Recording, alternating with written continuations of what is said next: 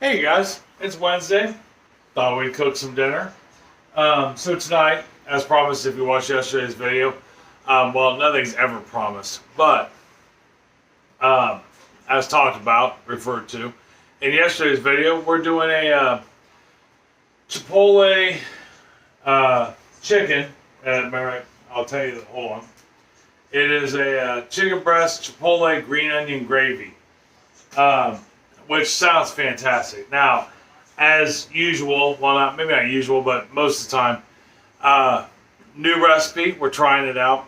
I like to try new things, and I thought, as my thought is constantly, why not share it with you? If you're new to the channel, welcome. If you're coming back for more, I'm glad to have you. I'm always glad to have you, whether you're new to the channel or not.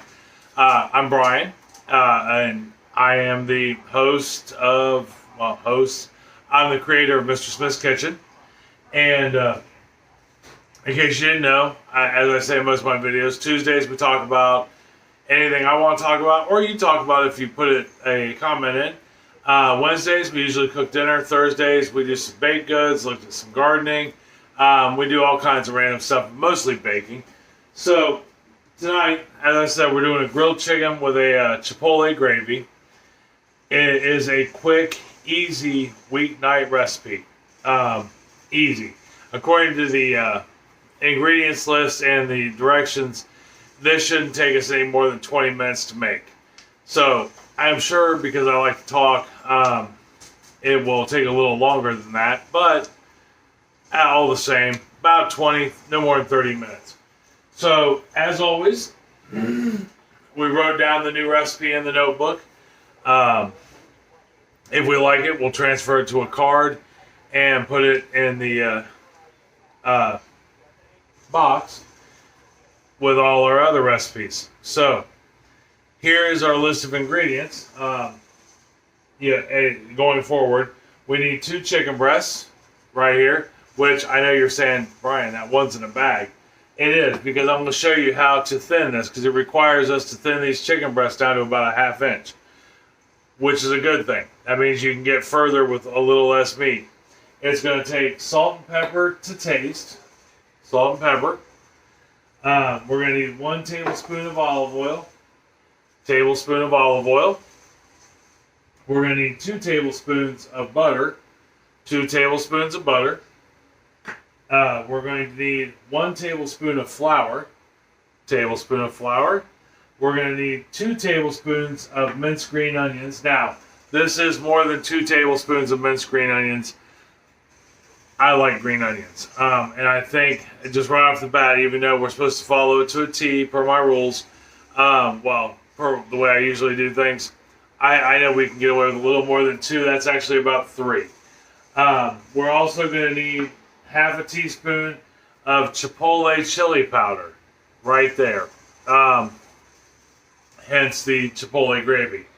Now, I kind of struggled a little bit to find the chipotle chili powder, but I found it. So if you can't find it, I'm going to be under the natural assumption you can use just regular chili powder, which you can find at any grocery store. So that's always a plus. But that's it. That's all the ingredients. It's really easy. Oh, wait. Last thing, I did forget. 3/4 cups of chicken broth. So, if you make your own chicken broth, great. If you don't, tonight we're using Better Than Bouillon. I'm running really low on chicken broth, and I need to make more, which is a simple, easy process. I do believe I even have a video for it. If you look back, and if I do, I will even put a link down below for you to be able to check that out. Chicken broth is super easy to make. It's super easy. It just requires a couple of roasting chickens, so that way you'll have chicken and you'll be able to make chicken broth. Anyhow, that is all there is. So let's get straight to cooking. All we have to do, bring the let's first start by bringing the camera down to where you can see. Here is where the chicken in the bag comes into play. And if you notice, I already did one. This one is about twice the size of the one that's in the bag. Now, when flattening chicken, this recipe requires it to be down to about a 1/2 inch. There are a couple things that are required. a mallet of some kind, of meat mallet.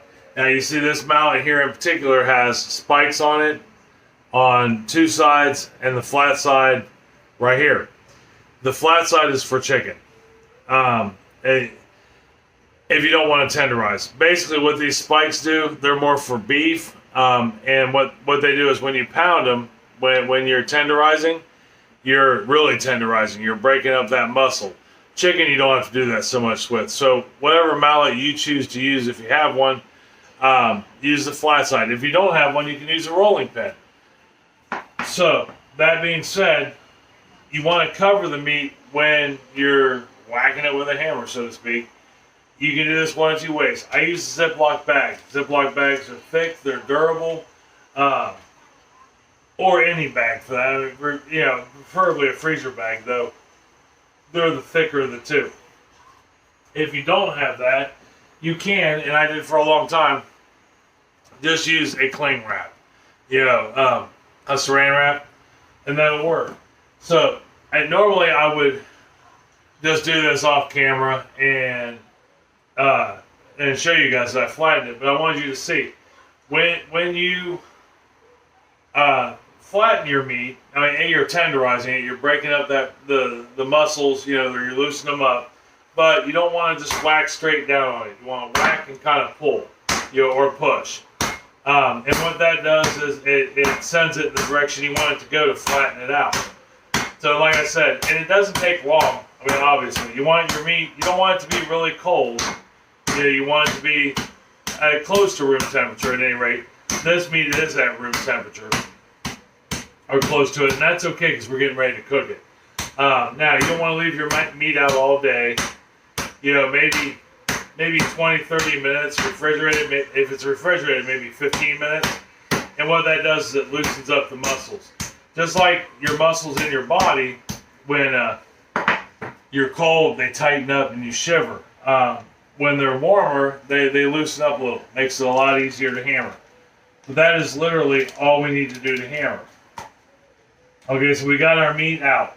Now, what that did was it turned these two chicken breasts from, I'm only going to eat one whole breast and a meal for two to potentially a meal for four, because you can cut these in half.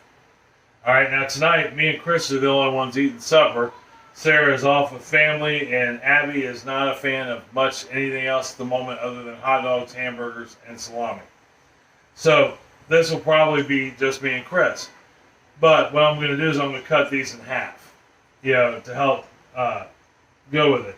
So our next step involves us going over to the stove and cooking these up. So let me get us moved over to the stove, and when I come back, we'll start grilling some chicken. Okay? See you here in just one second. So one thing I forgot to mention, after we flatten the chicken, the salt and pepper that we're going to use to taste, we're just going to sprinkle it onto the chicken. Here, let me move you down so I can show you what we're doing. So we're going to take our chicken and we're just going to salt it, literally salt it and pepper it to taste. Now, to avoid, because all chicken has salmonella in it, we don't use antibiotics in our chicken when we're raising them. So you don't want to just sit there and simply pinch out of the container. You want to put some in your hand. And this is, like I said, it's to taste. If you don't like a lot of salt on your chicken, it's completely up to you. You don't want it, and you want to do both sides. We're going to salt both sides.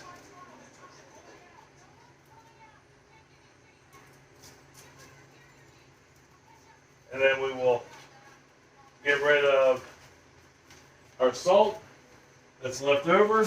Yeah, you don't want, if you do like I just did and pour your salt into your palm, you don't want to pour that back in the container it came from, because you just stuck your fingers on the chicken potentially, and you just don't want cross-contamination. And then we're going to pour a little bit of pepper on here, and we're going to put that on the chicken also. Just like such. And then we'll flip it over. You want to make sure you do both sides. Doing one side is half the job. You want all the job. So we got our pepper on there. Looking good. Looking good. All right. So we got our chicken, and our chicken's flattened. We got our salt and our pepper on it. So the next thing we need to do is come down here. Sorry, didn't mean to move you so quick. To our pan, where we're going to turn this on a high heat. Now I'm not going to say crank it all the way to high, but at least 7 or 8 if you're using an electric stove. So medium high to high heat. We're going to let this pan warm up. In the process, we are going to take our tablespoon of oil and we're going to pour it in there. So what we're looking for is we're looking for this pan to heat up, and we're looking for this oil to start to shimmer. It'll start to ripple and shimmer. You know, that tells me that it's hot enough to fry this chicken in. So we're going to go ahead and fry the chicken or get this warmed up, and when I come back, we will we'll sear and grill and cook our chicken. All right, I'll see you here in just 1 second. Okay, we got it up. It's shimmering. It's moving a little. It's dancing. I got a little light smoke. That's what we're looking for. So, next thing we're going to do is we're going to put our chicken in here. Hear that? Oh, that's a wonderful sign.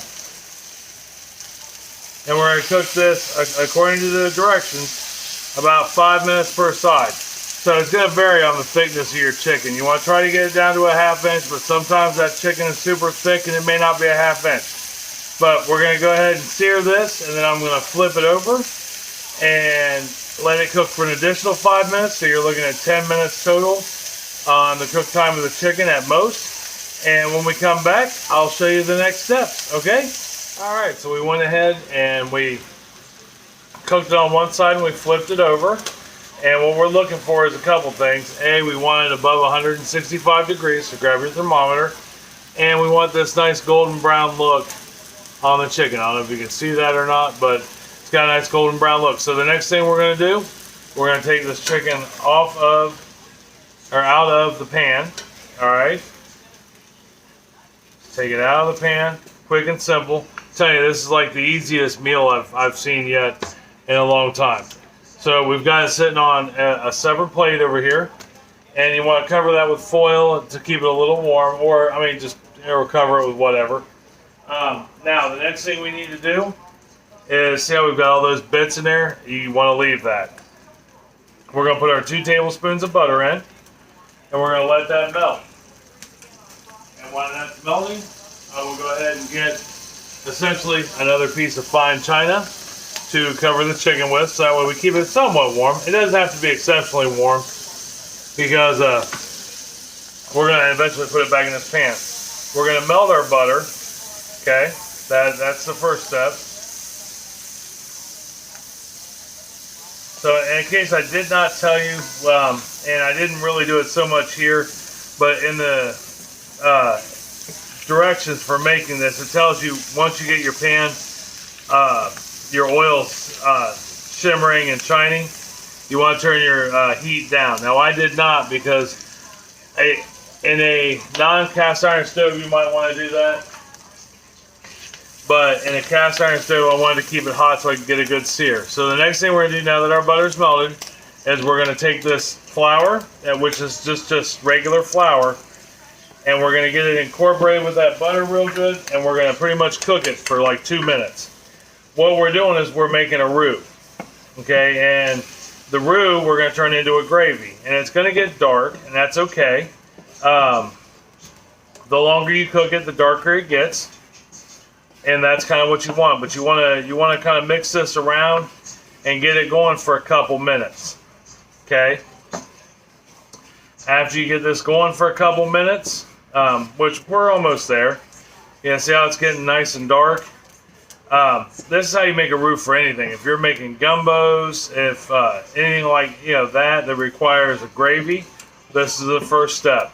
And this is, at first this used to scare me, making roux, because I was always worried I was going to screw it up. And I'm here to tell you, A, you can't screw it up. B, if you do screw it up, it's okay. I mean, worst case scenario, you just got to make a new roux, which is just still 2 tablespoons of butter and 2 tablespoons of flour. So we're good there. Now see how it's nice and dark? We're good. We've got it incorporated. The flour's cooked. That's what we're basically cooking, the flour. So the next thing we need to do is pour the chicken broth in there. And then we're going to stir this. Now, when you're making your roux, when you're doing the flour and butter mix, you want to make sure you're constantly stirring. Okay, if you don't, then you could burn your flour and then it'll taste really bitter. So now we're making a gravy. We're making the gravy, and you want to, as you're going around, you're deglazing the pan. Okay, and what deglazing does is it takes all those chicken bits and the flour bit and all that stuff, and it lifts it off. It steams it off the bottom of the pan. So we're going to cook this down. Now I did turn my stovetop down. I'm down on a number 4, or like a medium low, borderline medium. And we're going to let this thicken up. It won't take but a couple minutes. See how it's already starting to thicken up? It's boiling, it's thickening. And that's what we're looking for. We're looking for a gravy, because we're making gravy. So after we make the gravy, which we're pretty much there, it only takes a minute or two. It doesn't take long. And the longer you cook it, the thicker your gravy will get. So the next things we want to add to this is just the last 2 ingredients, and that is our chipotle chili powder. Get that in there, which will give it a nice heat. And you can adjust any of this. If you don't want that much chipotle powder in there, you don't care for the heat, you can back it off. Or if you want that much heat, you can add more. It's completely up to you. And we put our green onions in there. Though I didn't use the whole green onion. And I can already tell you there's a couple things I may do different with this. Like I will double the gravy amount. And I will add more scallions. I'll probably add a little more chipotle powder to it. I would also like to see some regular onions in here, and potentially some mushrooms, but we'll see. Like I said, anytime you make a new recipe, you want to give it a shot the first time. Now, anything I think that I will change on this, I'll let you know a little bit here at the end of the video, but we'll also discuss it briefly on Tuesday. Okay, so we got that going good. So now, like I said, this is the quickest meal ever, and I was looking for some good, quick weeknight meals. So now we're just going to put the chicken back in there.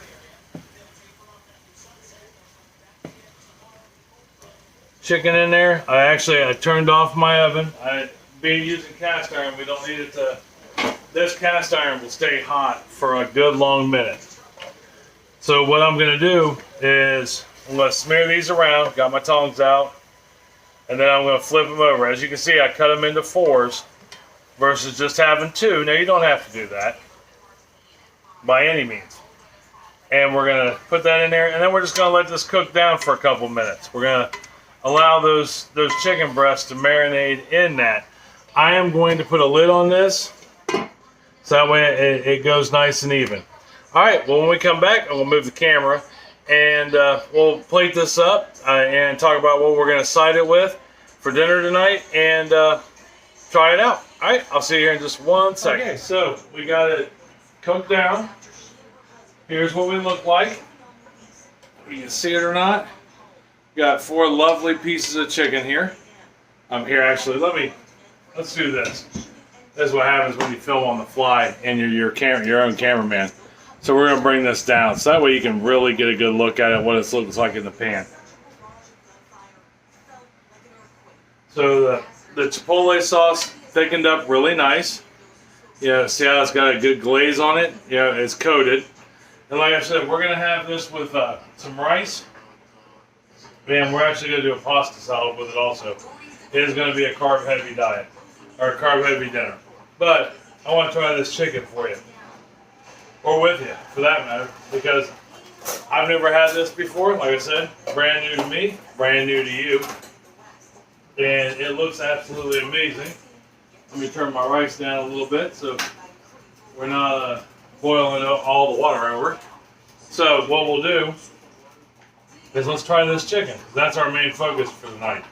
It's a quick, easy weeknight meal that I know is probably going to taste amazing. Like I said, I've never had this before, so we're trying it live for the first time. And I won't lie to you, I promise. All right, let's see how it tastes.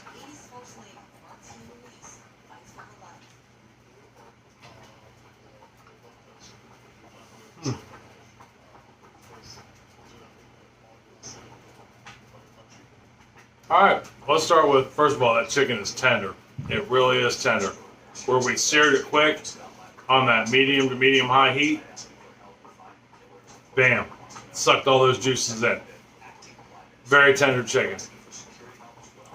The gravy is awesome.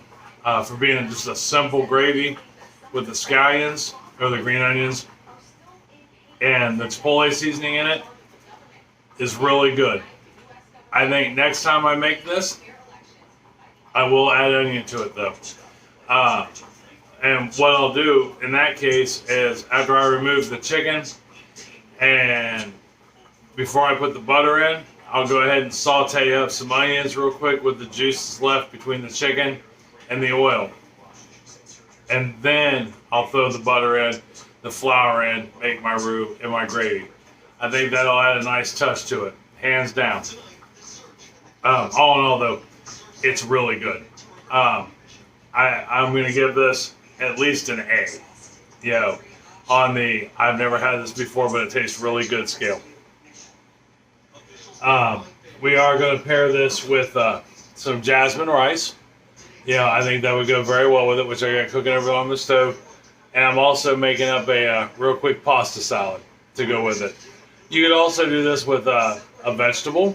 You know, I would almost say go with the rice no matter what, but you could, you know, with your rice, maybe the chicken breast laid on top of it, so you get some of that gravy on it, which I would double the gravy recipe. So instead of doing 2 tablespoons of butter, 2 tablespoons of flour, 3/4 cup of chicken, I would almost double that and go with 3 to 4 tablespoons of butter, 3 to 4 tablespoons of flour, and 1.5 cups of gravy. I would double that to give you a little more. I did notice that the gravy, it got thick quick. It coated the chicken. It did its job.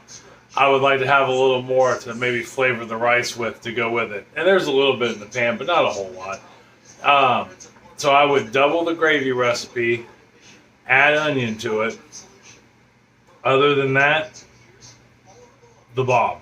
You know, the flavor is there. It is there. Like I said, I just personally would like to see some onion in it.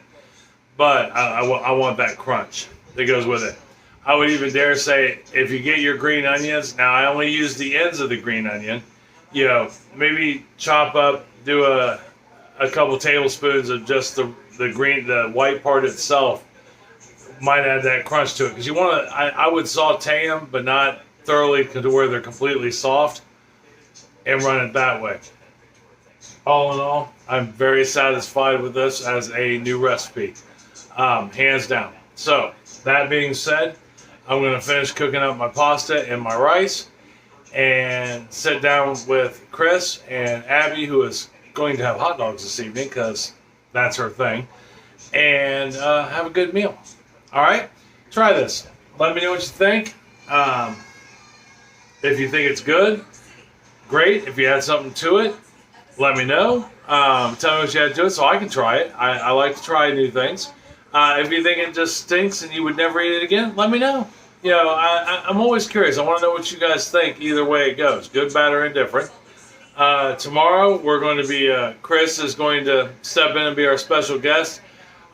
She is going to make us a Mexican dessert. It's called flan. And I think it's going to taste amazing. It's a custard that I think is going to be great. I think it'll go over well. I've not had it, but I've seen it made, and I like everything that's in it, so I don't know why I wouldn't like the end result. That being said, I'm going to go eat supper. I hope you enjoy this quick late night meal, or weeknight meal. And yeah, that's it. I love you. I love you very much. Tell somebody else you love them and that you love them very much. It'll make their whole day just 10 times better. All right, I will see you tomorrow, and I'll talk to you later. All right, bye.